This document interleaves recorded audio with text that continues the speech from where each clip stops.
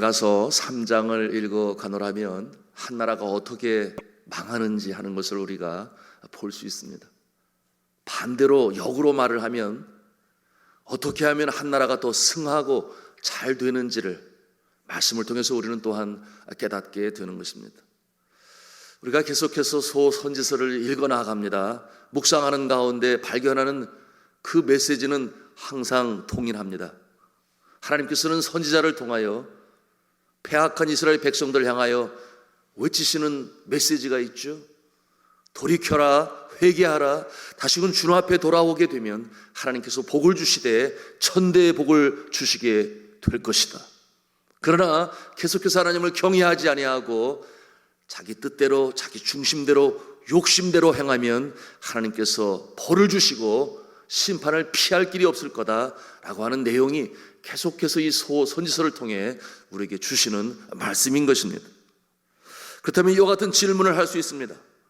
행복한 인생을 위하여 하나님의 말씀을 잘 따르고 순종하고 살아가면 될 것인데 왜 사람들은 그것을 지키지 못하여 자신뿐만 아니라 나라의 존망의 위기까지 다다르게 되는가? 이런 질문을 우리가 해볼 수 있습니다.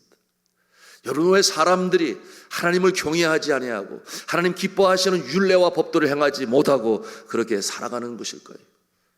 그와 같은 모습이 결코 행복을 주지도 못하고 불만지수는 높아가고 오늘날 이 세상의 모습도 마찬가지예요. 얼마나 기형적인 모습으로 이 나라가 나가고 있는지 알 수가 없어요. 지난 주일에도 말씀을 드렸습니다마는 OECD 336개 국가 중에서 가장 자살률이 높아요. 그것도 평균치에서 2배나 더 높은 세상 사람들이 이 나라를 바라볼 때 얼마나 깜짝 놀랄까요? 오죽하면 자살 공화국이라고 하겠습니까? 그런데 하나님의 말씀대로 율례를 지켜 행하면 행복한 모습으로 살 것인데 샬롬을 이뤄갈 것인데 왜 그러지 못하냐 그 말이에요. 여러분, 거기에는 근본적인 이유가 있으니 그것은 바로 죄성 때문입니다.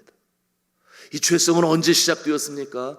에덴 동산에서 하나님께서 하나님의 말씀을 지켜 행하라고 그렇게 말씀하셨건만 사단의 꾀임에 떨어져서 하나님의 말씀을 거역합니다. 먹지 말라고 하는 선악과를 먹음으로 피조물과 창조주의 그 관계를 무너뜨려 버리고 말아요. 그러니 결과는 너무나 비참하지 않습니까?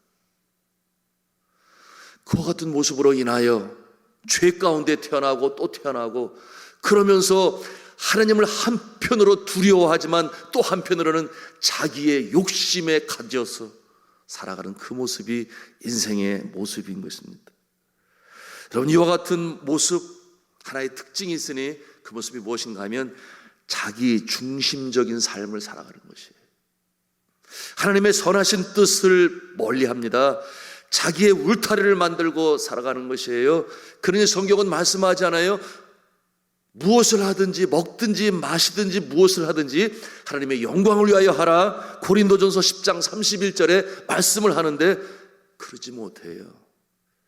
자기의 욕심을 위하여, 자기의 야망을 위하여 그저 자신의 울타리를 벗어나지 못하는 모습이 오늘날도 많이 있는 것입니다. 하나님의 뜻대로 행하면, 하나님이 원하는 대로 살면 마음에는 평강이요 세상은 샬롬을 이루어갈 것인데 그러지 않습니까? 너희는 먼저 그의 나라와 그의 의를 구하라. 그리하면 이 모든 것을 너희에게 더하시리라. 마태복음 6장 33절의 말씀이죠. 여기서 말씀하고 있는 이 모든 것을 너에게 더하시리라. 그 모든 것은 무엇을 말합니까? 이방인들이 구하는 것이라 그랬어요. 먹을 것과 입을 것과 마실 것이라고 그랬습니다. 우리 생계에 필요한 그 모든 것들을 하나님께서 어련히 알아서 주시지 않겠느냐. 공중에 나는 새도 먹이시고 들의 들풀도 입히시는 하나님이시거늘 하물며 그를 경외하고 사랑하는 자들에게는 너무나 당연한 것인데요. 그러나 하나님을 경외하지 않아요. 그 해결되지 않는 죄성으로 말미암아 자기 중심적인 생각과 삶의 이 사슬에 얽매여서 고군분투하며 땀을 흘리며 살아가지만 그러나 그 결과는 그렇게 행복하지 못해요. 어떻게 해결할 수 있겠습니까? 오직 한 길밖에 없으니 바로 예수 그리스도를 마음의 구세주로 영접하고 삶의 주인으로 모시는 것입니다.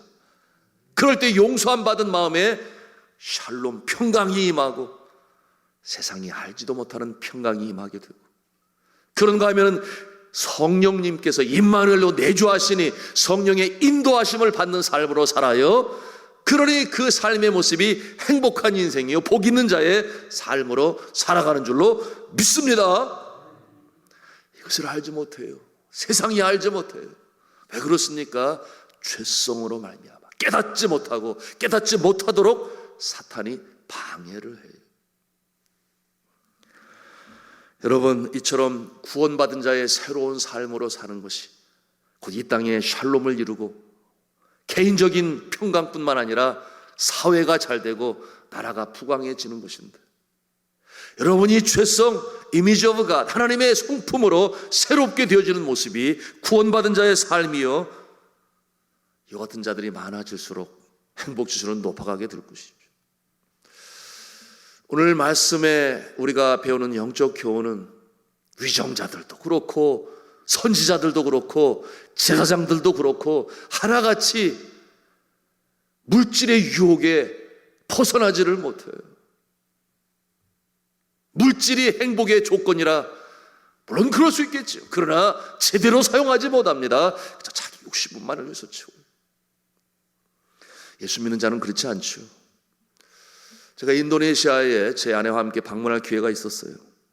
그곳에 가게 된 이유는 인도네시아의 제2의 재벌 그룹의 총수인 제임스 리아디라고 하는 분이 있어요. 그분을 만나서 할 얘기가 있어서 가게 되었는데, 여러분, 제임스 리아디 재벌 두 번째 그룹에 속하니 우리나라의 삼성이나 또는 LG 그룹의 총수 정도 될 수 있는 엄청난 규모의 그와 같은 영향력을 미치고 있는 사람이에요. 그런데 저가 학교를 세우고 그 학교에 외국인 유학생들을 받아서 장학금으로 주고 저들을 교육합니다. 저희가 네팔에서 키운 여자아이들, 그 아들이었죠. 그들이 자라나서 공부를 잘하는 아이들을 그곳으로 보내서 이제 공부를 하고 있습니다. 인도네시아의 최고의 사립 명문이에요. 그런데 그 인도네시아에 가서 그 다음 날 이제 예배에 참석하게 됐습니다. 기독교 학교거든요. 커다란 강당에 학생들이 가득 찼는데 그들이 누구인가? 외국에서 풀 스칼라십 장학금을 받고 와서 공부하고 있는 학생들만 그 강당을 가득 채웠어요. 대단하지 않습니까? 가장 비싼 대학인데 그 나라에서. 그런데 그날의 설교자가 누구인가 보니까 바로 이 그룹의 리뽀 그룹이라고 해요. 리뽀 그룹의 총수인 제임스 리아디 총수가 직접 설교를 해요. 그리고 영어로 또 통역을 하고 이와 같은 상황이었는데 놀라지 않을 수가 없었습니다. 왜 그렇게 되었는가? 여러분, 이 제임스 리아디가 재벌 2세로서 이제 후계자가 되었는데 그때 저가 예수님을 영접하게 됩니다. 제대로 예수님을 영접했어요. 그러니 그 마음에 변화가 일었습니다. 그러므로 그 마음에 뜨거워지니 또 신학을 공부했어요. 감사하게도 우리 장로교 신학 Reformed Theology를 공부하게 되었으니 하나님께서는 모든 전 영역에 영적 책임자가 되시고 믿는 자들이 모든 영역의 책임자가 되기를 바라신다. 그래서 이 기업의 이윤을 어디로 쓰게 되었는가? 목표가 바뀌었습니다. 그 첫째는 기독교 학교들을 세워서 후세들을 양육한다, 그런 내용이었어요. 그래서 실천했습니다. 인도네시아 전역에 60개 학교가 세워졌어요. 대단하죠. 두 번째로는 병원을 세워서 질병으로 인한 고통을 당하는 저들 하나님의 사랑으로 치유한다. 그래서 2개의 의과대학을 세우고 그 다음에 병원들을 여기저기에 많이 세웠습니다. 놀랍죠. 물질이 있으면 가능한 일이에요. 물질이 있으면 가능해요. 어떻게 사용하느냐? 세 번째는 신학교를 세워서 주의 종들을 양성하고 주의 몸된 교회들을 세워나간다. 그 같은 목표를 삼았습니다. 그것이 돈을 버는 목적이라 그랬어요. 그리고 실천했습니다. 그리고 이와 같은 모습을 하나님께서 복 주시지 않겠습니까? 그러니 재벌이 계속 성장해 갑니다. 이제는 그 성장한 모습을 가지고 동남아에 영향력을 미치기 시작하니, 그래서 네팔에도 찾아오게 된 거예요. 자기의 전세기 비행기를 가지고 와서 신학교는 저 아내가 설립한 리폼, 그러니까 개혁 장로교 신학교를 방문하고 또한 리비스톤 학교를 방문해서 어떻게 협력을 취할 것인가, 또 그 나라에 선교 단체에서 세운 병원이 있어요. 어떻게 협력할 것인가, 그런 내용 방문하게 되었고, 또 그와 같은 모습 때문에 저도 그 나라를 가게 되었던 것이죠. 감사하게 말씀을 마치고 아침 조찬을 함께 나누며 많은 대화를 나눌 수가 있었습니다. 그런데 이분이 정말 대단한 것은 헬리콥터를 타고, 인도네시아가 섬으로 이루어지지 않았어요? 큰 나라입니다. 헬리콥터를 타고 주중에 이곳 저곳에 다니면서 성경 공부를 직접 인도해요. 누구들을? 각 기업의 임원진과 함께 성경 공부를 해요. 하나님이 복 주시지 않겠습니까? 대단하죠. 사랑하는 성도 여러분, 물질은 필요합니다. 그런데 이 물질을 어떻게 사용하느냐에 따라서 하나님의 영광의 역사가 나타나고, 그렇지 않고 자기 중심적으로 살다가 영향력 없는 존재로 그렇게 끝나버리는 경우가 허다합니다. 오늘 미가서 3장에 등장하는 이와 같은 위정자들, 선지자들, 제사장들 하나같이 제대로 된 물질관을 가지고 있지 않아요. 하나님이 건강 주시고 하나님이 기회 주시고 하나님께서 지혜 주셔야 가능한 일인데, 그저 자신의 욕심대로 물질에 눈이 어두운 그 모습. 여러분, 이와 같은 타락한 모습, 1절에서 3절까지는 국가의 위정자들의 타락한 모습이요, 5절부터 7절까지는 선지자의 타락이요, 그리고 11절은 제사장의 타락을 보여주고 있습니다. 1절을 보시면 국가 위정자의 타락을 볼 수 있어요. 정의를 잃었습니다. 그런가 하면은 선지자는 2절과 3절에서 그 모습을 아주 신랄하게 지적하고 있습니다. 너희가 선을 미워하고 악을 기뻐하며, 그렇게 말씀했어요. 그 다음 절은 읽기도 너무나 끔찍해서 읽기가 힘들어요. 백성들을, 위정자들은, 제사장들은, 선지자들은 자신들의 야망을 위해서 그저 사용하고 이용할 정도입니다. 수단으로 사용해요. 선지자들도 타락했는데요. 우리 5절 말씀을 같이 읽겠습니다. 시작. 내 백성을 유혹하는 선지자들은 이에 물 것이 있으면 평강을 외치나 그 입에 무엇을 채워주지 아니하는 자에게는 전쟁을 준비하는도다. 이런 선지자에 대하여 여호와께서 이르시되, 자, 이게 무슨 말씀이에요? 선지자가 사꾼이 되었습니다. 이에 물 것이 있으면 평강을 외치고 그 입에 무엇을 채워주지 아니하는 자에게는 전쟁을 준비한다. 독서를 퍼붓겠죠. 한 나라의 주의 종들이 영적으로 타락하면 결국 모든 것이 무너지는 것입니다. 끝까지 양심의 보루로 하나님을 경외하는 자로 서 있을 자들이 주의 종들이 되어야 하고, 하나님을 제대로 믿는 백성들의 모습이 그와 같은 모습일 것입니다. 그런데 세상이 추구하는 대로 자기의 울타리, 거기서 급급해서 물질을 밝히기 시작하면 결국 그야말로 소망이 없는 것이죠. 이와 같은 모습은 11절에 또다시 언급이 되는데요, 우리 11절 말씀을 같이 읽도록 하겠습니다. 시작. 뇌물을 위하여 재판하며 그들의 제사장은 삭슬 위하여 교훈하며 그들의 선지자는 돈을 위하여 점을 치면서도 여호와를 의뢰하여 이르기를 여호와께서 우리 중에 계시지 아니하냐, 재앙이 우리에게 임하지 아니하리라 하는도다. 왕 곁에 서 있는 제사장들도 돈에 눈이 어두워요. 죄악의 공통점이 무엇입니까? 오늘 미가서 3장에 나오는 죄악의 공통점은 돈이에요. 물질이에요. 위정자나 선지자나 제사장이나 하나같이 그 굴레에 얽매여 있는 그 모습. 돈이 무엇이기 때문에, 돈이 무엇이기, 오늘날 이 세상의 모습 그렇지 않습니까? 성경은 그렇기 때문에 디모데전서 6장 10절에 이렇게 말씀하죠. 돈을 사랑함이 일만하게 뿌리가 되나니 이것을 사모하는 자들은 미혹을 받는다 그랬어요. 믿음에서 떠나 많은 근심으로써 자기를 친다고 그랬어요. 무엇이? 돈을 사모함이 사랑함. 여러분, 돈은 필요하죠. 정말 돈은 필요하죠. 그런데 돈을 쓸 줄 알고 부릴 줄 알고 먹든지 마시든지 무엇을 하든지 돈을 통해 하나님의 영광이 나타나면 감사한 일이에요. 그러니까 하나님이 더 복을 주시겠죠. 그런데 사람이 거꾸로 돈에게 마음을 주어버리면 돈이 사람을 부리기 시작합니다. 이 자본주의의 최고의 맹점 아니겠습니까? 죄성을 벗어나지 못한 자의 모습들이 자본주의 안에 너무나 많이 있어요. 그러나 소망이 없는 것이 아니죠. 여러분, 이 돈은 참 신기한 것이 하나님의 성품도 있고 사탄의 성품이 그 돈에 있어요. 결국은 그 마음이 어떠냐, 쓰는 자의 마음이 어떠하냐에 따라서 하나님의 영광이 나타나기도 하지만 결국 세상을 망하게 하는 일에 일조하는 모습, 우리가 볼 수가 있어요. 잘 쓰면 앞서 말씀드린 리뽀그룹의 총수처럼 돈의 선한 영향력을 제대로 알아요. 그러니 하나님 기뻐하시는 데 사용할 줄 알아요. 하나님이 더 도와주시고 선순환 구조로 만들어 가시고, 결국 우리의 마음이 어디 있느냐, 죄성으로 사용하느냐 아니면 하나님의 성품으로 사용하느냐, 거기에 달려있는 것이죠. 이 모습은 마치 하늘과 땅의 모습과도 같은 것입니다. 저는 한국에 와서 과거의 신학교에서 배우지 못한 모습들을 보면서 깜짝 놀랍니다. 그와 같은 모습을 가슴에 끌어안고 주님 앞에 회개하며 기도합니다. 마치 누워 침뱉기의 모습처럼 되는 거예요. 주의 종들 가운데 그와 같은 모습을 보기 때문에 그러합니다.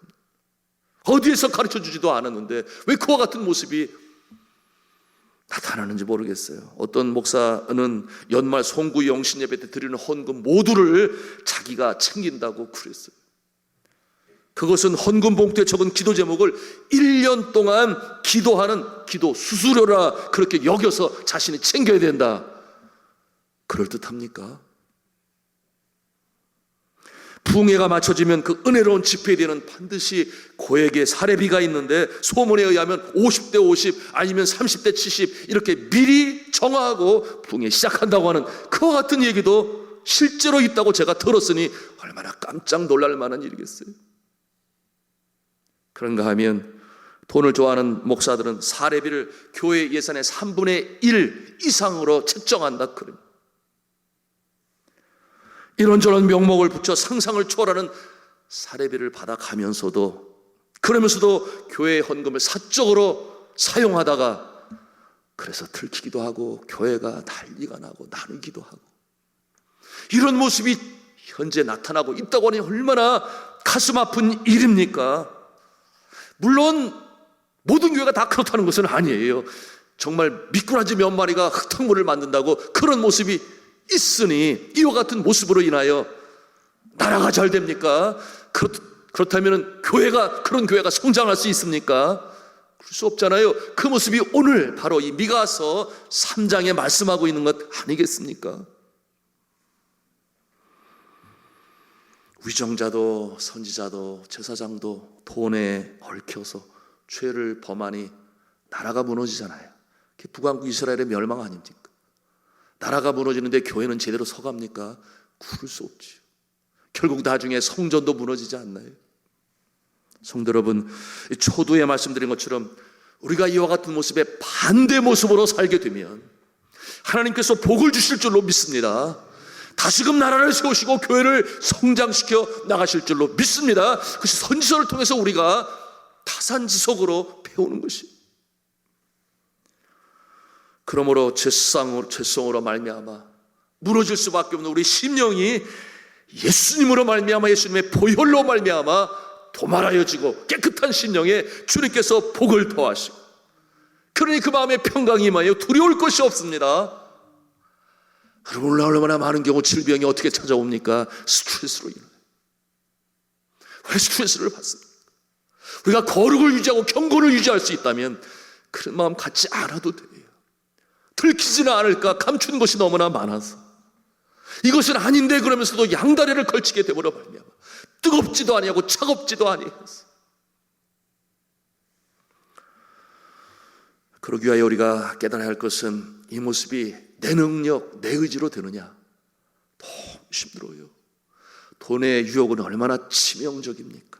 웬만한 사람들 견디기가 어려움을 우리가 보면서 알지 않습니까? 어떻게 이와 같은 유혹을 우리가 이겨나갈 수 있습니까? 내 의지로 가능합니까? 내가 하고자 하는 결단으로 가능합니까?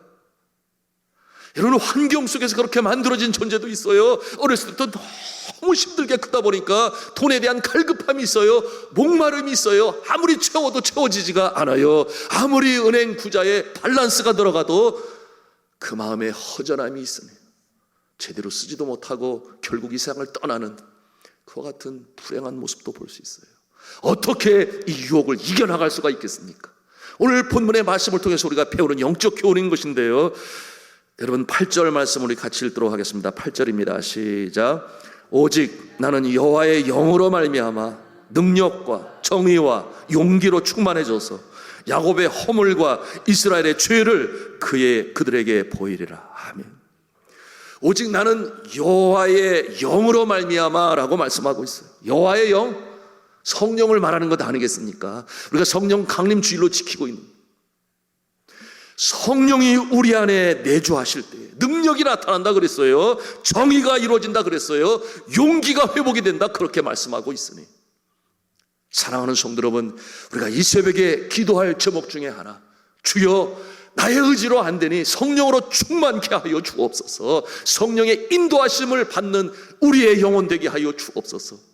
그러므로 우리의 심령이 평강으로 회복이 되어지고 샬롬을 이루고 내 능력이 아니요 주님 주신 능력으로 살아가게 되니 하나님께서 복된 인생으로 만드실 줄로 믿습니다. 그러니 물질의 복을 더 주시죠. 왜? 제대로 사용하니까. 그것이 이 땅에 하나님의 나라를 열어가는 데 굉장히 중요한 것인데, 이와 같은 모습으로 기도하시고 능력 받으셔서 승리하시는 저 여러분 다 될 수 있기를 주님의 이름으로 축원합니다.